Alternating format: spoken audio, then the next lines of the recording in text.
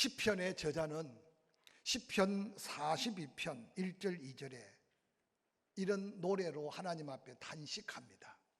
사슴이 시냇물을 찾기에 갈급함같이 내 영혼이 주를 찾기에 갈급합니다.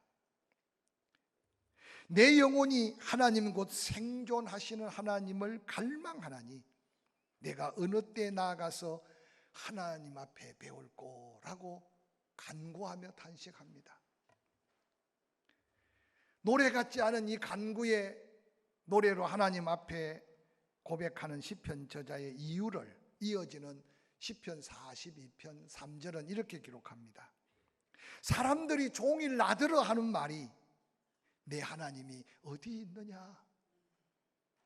네가 믿는 네 하나님이 어디 계시냐? 네가 노래하고 네가 간구하는 그 하나님이 어디 있느냐고 조롱과 손가락질을 하고 있는 현장 속에서 하나님을 만나 그 온전한 하나님의 은혜 안에 있기를 사모하는 고백의 노래입니다. 오늘 이 시대를 살아가는 사람들의 모습 속에 때때로 교회를 바라보며 성도들을 바라보며 세상이 너희들 믿는 하나님이 어디 있느냐 증명해봐라. 그 하나님을 내가 이해하게 증명하면 내가 믿을게 라고 하는 때로는 조롱 섞인 말들을 우리는 여러 모양으로 듣고 있습니다. 그래서 어리석은 인생들, 인간의 이성으로 증명된 하나님을 믿으려고 할 때 때때로 어떤 사람은 놀라운 기적으로 하나님을 증명해 보려고도 하고 자연을 통해 일어나는 현상, 이를테면 상상의 태풍, 지진, 우박, 인간으로서 어떻게 감당할 수 없는 일들로 하나님에 대해 증명해 보려고 하는 어리석은 모습들도 종종 있습니다. 그러나 우리는 먼저 깨달아야 될 것은 하나님은 우리가 증명해서 증명될 수 있는 분이 아니라는 사실을 먼저 깨닫는 것이 하나님 앞에 한 걸음 더 가까이 나아갈 수 있는 지혜임을 기억하시기를 주의 이름으로 간절히 축원합니다. 하나님은 피조물인 인간이 창조주 되신 하나님 앞에 지극히 겸허히 자신의 모든 것을 내려놓고 하나님 앞에 한 걸음 더 가까이 나아갔을 때 하나님은 당신의 방법대로 당신을 계시하시고 또한 믿게 하시고 그리고 그 하나님을 아버지라 부를 수 있는 놀라운 은혜를 주시는 것이 하나님의 은혜의 축복임을 잊지 않으시기를 주의 이름으로 간절히 축원합니다. 오늘 시편 42편의 저자가 탄식하며 노래했던 그 시절이나 오늘 우리가 살고 있는 이 시절이나 세월은 지나고 사람들은 죽고 나고 변했지만 시절은 또다시 변화 없이 우리에게 다가오는 것을 느낄 수가 있습니다. 그런데 우리의 시대만 그런 게 아니라 하나님의 아들로서 온 인류의 구원자로 오신 예수 그리스도께서 이 땅에 오셨을 때도 동일한 상황 속에 예수님은 지금 복음을 전하셨고 또한 말씀대로 죽으셨고 말씀대로 온 인류의 대속하심의 구원의 역사를 위해 부활하셨습니다. 오늘 함께 읽었던 본문의 말씀은 그러한 현실 속에 예수 그리스도께서는 요한복음 6장의 갈릴리 지역을 누비시듯 다니시면서 엄청난 기적과 이적과 표적을 정하며 천국 복음을 전하셨습니다. 그때 초막절 이스라엘 유대 절기를 맞이해서 성경은 기록하기를 요한복음 7장 1절 이후에 예수 그리스도의 육신의 형제들 가운데 믿지 않는 형제들이 예수님께 부탁하고 있는 내용이 소개됩니다. 예수님, 이 외딴 갈릴리 지역에 오늘날 말하면 요란소란을 피우지 마시고 그 정도 능력, 그 정도 기적, 그 정도 표적이면 예루살렘 한복판에 지금 당신을 향해서 논쟁하고 시비거리를 붙고 있는 수많은 종교 지도자들 앞에 또한 그곳에 당신을 믿는 제자들 앞에 당당하게 당신이 하나님의 아들 되심과 그리스도 되심을 좀 증명해 보여주세요 라고 소리쳤습니다. 그런데 그때 예수님께서는 조용히 그 형제들을 향해 또 주변에 있는 무리들을 향해 너희들이 먼저, 어차피 유대인이라면 예루살렘에 가 유대의 절기 중에 세 번째 중요한 절기 초막절을 함께 지내야 하니까 너희들이 예루살렘에 올라가 절기를 지내라고 하고, 이어지는 성경 말씀에 보면 예수님은 그냥 갈릴리에 머물러 계셨다라고 성경에는 기록합니다. 근데 머물러 계셨던 예수님께서 우리를 좀 당황하게 하는 것은 그 다음 사건인데, 절기가 거의 끝나갈 무렵 예수님은 뒤늦게 예루살렘 성에 찾아서 그 성 사람들을 소란케 하고 쟁론케 하면서 마지막 이 초막절 절기가 끝날 때쯤 되면 모든 이스라엘 백성들이 실로암에 물을 길어다가 성전에 부으면서 지난날 하나님의 은혜에 대한 고백을 하는 그런 행위를 하고 있는 그 자리에서 예수님은 소리 높여 외치고 있는 겁니다. 저 갈릴리 사람들을 깨우고 복음을 전했던 기적과 표적이 아니라 그들에게 예수님이 외친 소리는 바로 목마른 자들아 다 내게로 오라고 하는 초청의 목청이었습니다. 예수님이 이 초막절에 그렇게 외쳤던 그 사건 배경을 이해하려면 당시에 이스라엘 백성들이 지켰던 세 가지 중요한 절기를 먼저 이해해야 됩니다. 가장 먼저 여러분이 잘 알고 있는 유월절입니다. 애굽에서 종살이하던 그들이 민족적 해방을 맞이하는 유월절. 그래서 유월절은 하루로 지나고 그 다음 한 주간 동안 무교절을 지키는데, 그래서 무교절과 유월절을 함께 모아서 그냥 유월절이라고 말합니다. 유월절이 지나고 난 다음에 50일이 지난 후에 오순절, 예수님 당시에 맥추절, 칠칠절이라고 하는 보리의 첫 수확에 감격해서 하나님 앞에 절기를 지냅니다. 그러고 난 다음에 7월달이 되어지면 유대 달력으로 이 초막절을 짓는데, 바로 초막절은 모든 추수를 끝마치고 그 추수한 것을 다 집집마다 곳간에 모아놓고, 그래서 초막절을 가리켜 수장절이라고도 하고 장막에 거한다고 해서 장막절이라고 합니다. 이 초막절에 대한 놀라운 말씀을 레위기 23장은 구체적으로 이렇게 표현하고 있습니다.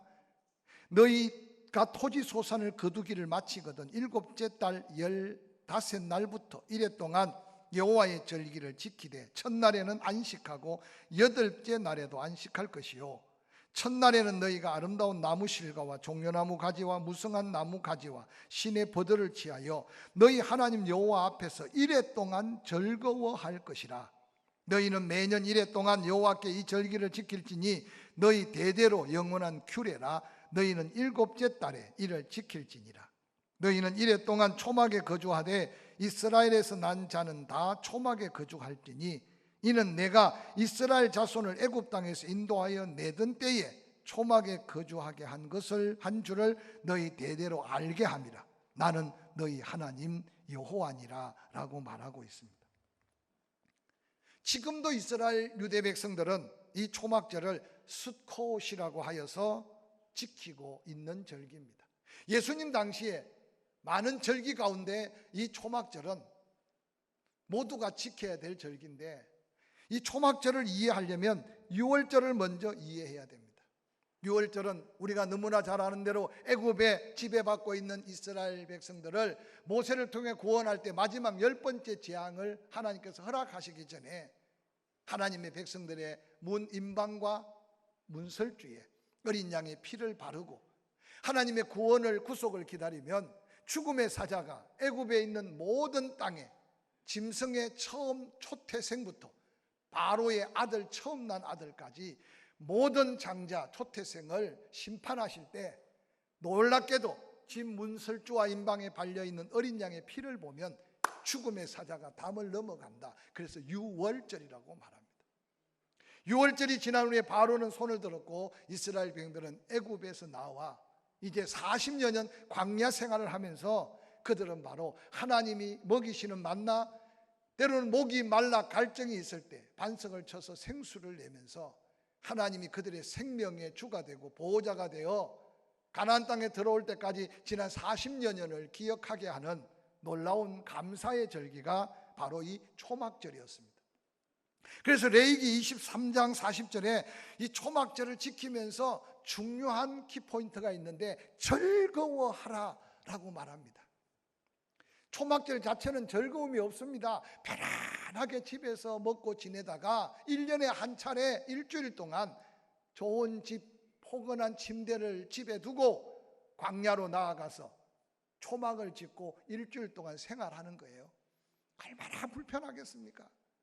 그런데 하나님은 그 불편함이 감사가 되고 그 모자람이 감사가 되고 그 힘든 게 감사가 되어서 이전에 하나님이 주신 은혜를 기억하고 감사하며 즐거워하라는 이 초막절의 절기는 이스라엘 백성들에게는 또 다른 하나님의 은혜 앞에 나아가게 하는 축복의 시작이었습니다. 특별히 초막절은 첫 안식일에 성회로 모이고 한 주간 동안 초막에 살다가 다음 안식일에 또 큰 성회로 모이는 것이 예수님 당시에 초막절을 지켜가는 모습이었습니다. 첫 안식일은 그들이 받은 은혜 감사해서 제물 드려 하나님 앞에 성회로 모였다면, 마지막 안식일은 기온샘에서부터 시작된 예루살렘의 물의 근원에서 히스기야가 터널을 뚫고 예루살렘 성 안에 실로암의 못을 만들어 기온샘의 물이 흘러서 실로암 못에 모여 있는 그 물은 그들의 생명수와 같았습니다. 그래서 초막절 끝날이 되어 가면 모두가 다 그 실로암에서 물을 길어서 예루살렘 성전에 물을 부으며 하나님의 은혜를 감사하는 행사가 벌어지고 있는 그 성전 앞에서 예수님은 이렇게 외칩니다. 요한복음 7장 37절, 명절 끝날 곧 큰 날에 예수께서 서서 이르시되 누구든지 목마르거든 내게로 와서 마시라고 선포하고 있습니다. 왜 이 선포를 하셨을까? 그 형제들과 갈릴리 지역에 있는 믿음의 제자들이 요구한 대로 안전병이를 일으키고 눈먼 소경의 눈을 뜨게 하고 귀신을 내어 쫓는 기적을 통해서 내가 하나님의 아들이야, 내가 그리스도라 외치지 아니하시고 초막절 끝날 그 큰 성회의 현장에 물이 풍성하고 먹을 게 넘쳐나는데 그들을 향해 누구든지 목마름을 경험해라, 누구든지 목마르면 실로암 못에 물로 해결될 수 있는 게 아니고 너희들의 형식적인 예배, 너희들의 형식적인 절기에 외식적인 행사로 해결되는 게 아니라 이제는 하나님이 보내신 그리스도 내게로 와야만 다시 한번 살 수 있다는 이 메시지를 전하고 있는 겁니다. 많은 사람들이 실로암 못에서 땀을 뻘뻘 흘려 물을 부으면서 물의 근원이 하나님, 우리가 살아온 은혜와 축복이 하나님, 내 곳간에 쌓여 있는 게 하나님이라고 말하지만 그들은 이미 그 은혜를 감격하고 누리고 살지 못했어요.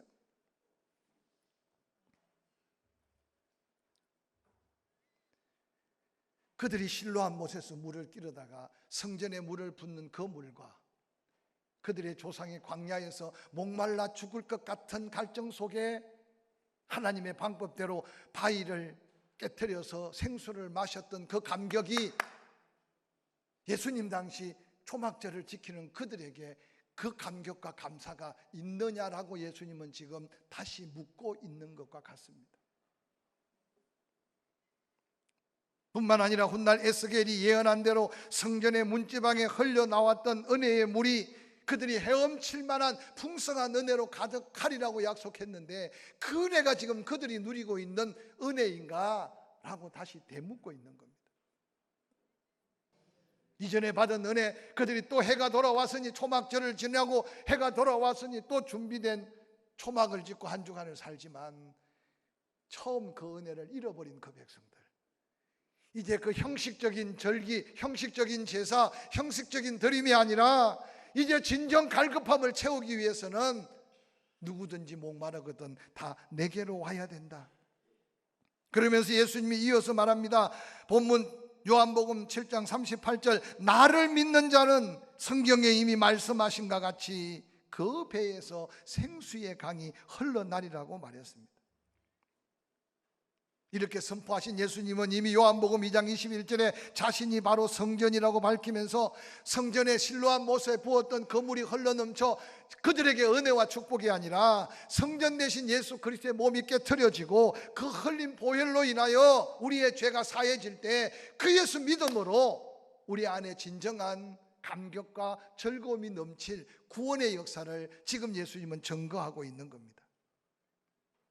명절 끝날 축제의 마지막 때 모두가 다 그저 형식적이고 행위적인 절기를 마치고 또 자기의 만족과 자족, 세상을 향해 달려갈 그들에게 누구든지 목마르거든 내게로 와로 마시라는 이 메시지는 그들에게 새로운 도전의 메시지였을 겁니다. 저는 이 말씀을 준비하면서 오늘 우리가 들어야 될 때 누구든지 목마르거든 내게로 와서 마시라는 이 예수님의 초청이 예수님만이 하실 수 있는 초청이요, 예수께 가야만 채울 수 있는 응답의 증거가 있는 초청임을 다시 한번 기억하시기를 주의 이름으로 간절히 축원합니다. 목마른 자들아, 누가 목마른 자입니까? 지금 예루살렘 성전 앞에 외치는 목마른 자들아 내게 오라고 할 때 그들은 자신의 목마름이 뭔지 몰랐습니다. 그래서 예수님을 돌질했습니다. 그래서 예수님을 십자가에 못 박았어요. 오늘 우리 가운데도 혹시 나의 인간적인 갈증 때문에 기도 응답하는 그것만 붙들고 잘되고 형통하고 복되고 모든 게 다 부족함이 없는 것, 거기에 갈증만 느끼고 산다면 우리 안에 혹이라도 하나님의 영원한 생명의 소유, 하늘나라 신비한 비밀을 놓치고 살 수가 있음을 기억해 보시길 바랍니다. 오늘 예수님께서 갈증을 느끼지 못하는 예루살렘 모여든 수많은 사람에게 세상의 육신적이고 땅의 것, 그 풍성한 것만 바라보지 말고 네 영혼을 다시 바라봐라. 돈이 많았던 부자 청년을 기억하느냐? 그는 그 영혼의 갈증을 찾아 예수님께 왔지만 그가 부자인 고로 근심하며 돌아갔던 그의 모습을 한번 상상해 봐라. 성경에 등장하는 삭개오를 아시지 않습니까? 오늘날로 따지면 삭개오가 가장 성공한 인생이에요. 가장 뭐하는 사람에게 부러움의 대상일 겁니다.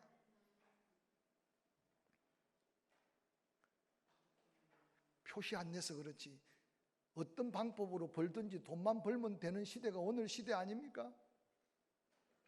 혹시 우리 가운데도 자족함의 비밀을 놓쳐버리고 좀 더 다오하며 혹이라도 하나님의 영광과 사명을 제쳐놓고 땅에 너무 깊어 빠져들어가고 있지는 않습니까? 형제가 있습니까? 친구가 있습니까? 이웃이 있습니까? 삭개오는 그 모든 것을 포기하고 돈을 챙겼고, 삭개오는 그 모든 것을 포기하고 자기 목적을 이루었어요. 삭개오가 행복한 인생이었다면 얼마나 우리는 비극이겠습니까?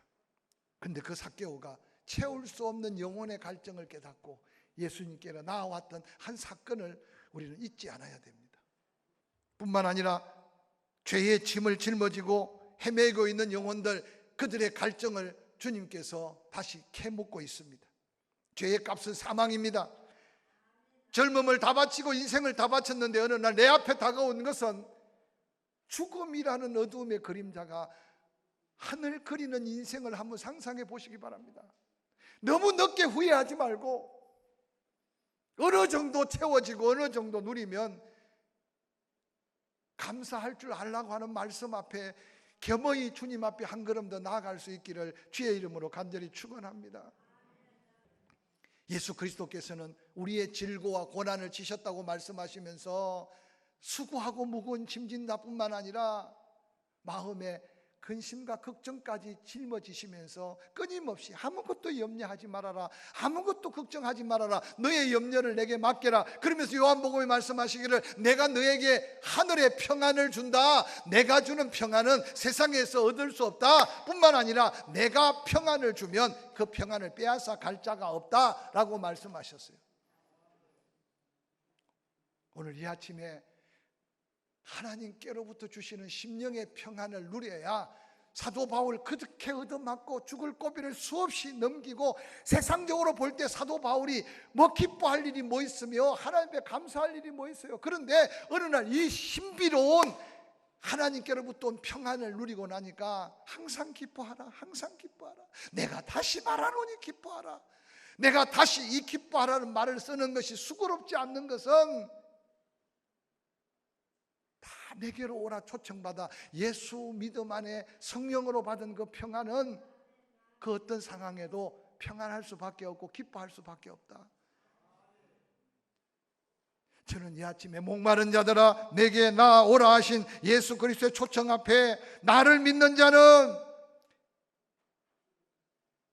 목마른 자가 마실 물은 예수 믿는 건데 나를 믿는 자는 성경의 이름같이 그 배에서 생수가 터져 나온다. 심령 깊은 곳에 주심 평안이 내 심령에 회복되어야 됨을 이 아침에 다시 한번 결단하고, 이 기쁨과 평안이 우리의 갈증을 채울 뿐만 아니라 우리 주변에 낙심하고 절망한 영혼들에게 이 기쁨을 전하는 기쁨의 통로가 되기를 주의 이름으로 간절히 축원합니다. 예수 그리스도께서 이 요한복음 7장을 말씀하기 전에 6장 마지막 부분에 예수님은 이런 말씀을 남기셨어요. 예수께서 이르시되 내가 진실로 진실로 너희에게 이르노니 인자의 살을 먹지 아니하고 인자의 피를 마시지 아니하면 너희 속에 생명이 없느니라. 내 살을 먹고 내 피를 마시는 자는 영생을 가졌고 마지막 날에 내가 그를 다시 살리리니 내 살은 참된 양식이요 내 피는 참된 음료로다. 예수 그리스도 내게로 와서 마시라. 내게로 와서 마실 수 있는 비결은 그를 믿는 건데, 그를 믿는 심령 안에 생수의 강이 터지게 하셨어요. 그를 믿는 게 무엇이겠어요? 바로 예수 그리스도께서 나를 위해 죽으시고 흘리신 그 피, 예수 그리스도의 나의 고난과 고통을 대신하여 그 살이 찢기면서 고난을 당하셨는데, 그 십자가를 믿는 게 주께로 가서 갈증을 해결하는 생수를 마시는 것이라는 사실을 오늘 성경은 그대로 소개합니다. 그 예수님이 예루살렘에 도착했어요. 말씀을 듣던 무리 중에 어떤 사람은 참으로 그가 선지자다, 어떤 사람은 그리스도라. 근데 어떤 사람은 그리스도가 어찌 갈릴리에서 나오겠냐, 너는 성경도 모르느냐, 그리스도는 다윗의 씨로 곧 다윗이 살던 마을 베들레헴에서 나오라고 하지 않았느냐. 예수님이 예루살렘에 떠서 말씀하고 있는 동안에 어리석은 종교 지도자들, 바리새인들, 대제사장들, 그의 부하들을 풀어서 예수 잡아오라고 지령을 내렸어요. 한참 지나갔는데 그 논쟁의 자리에 있던 종교 지도자들의 하속들, 아랫사람이라고 해놨는데 그의 부하들 빈손 들고 바리새인들 앞에 왔습니다. 잡아오라는 예수는 안 잡아오고 이게 무슨 짓이냐 물었더니, 말도 마십시오. 그가 하는 말이 내가 지금까지 들어본 말에 들어보지 못한 권세 있고 능력 있는 말씀이었습니다. 어리석은 종교 지도자들, 이미 양심에 하인받은 그들, 너도 벌써 미혹을 받았느냐. 그러면서 율법에 어긋난다는 나 저주받은 자다.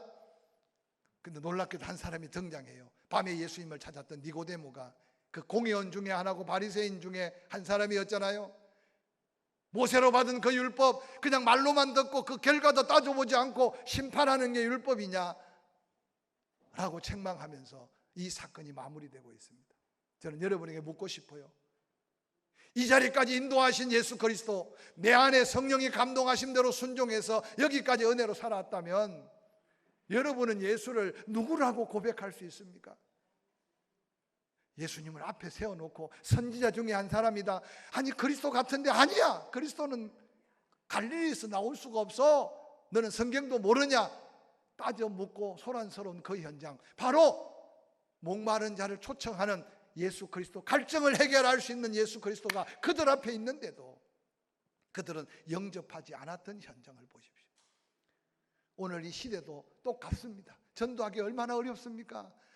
누구에게 복음을 전하겠습니까? 그러나 예수님은 살아계시고, 그러나 예수님은 나의 갈증을 해결하시며 구원하신 나의 주님이시라면 따라합시다. 듣든지 아니 듣든지 누구든지 목마르거든 예수님께로 와야 된다. 우리의 어떤 모습으로든지 그 예수를 증거하면서 우리의 믿음을 더하고 하나님의 영광을 다시 한번 도전하는 저와 여러분이 될 수 있기를 주의 이름으로 간절히 축원합니다.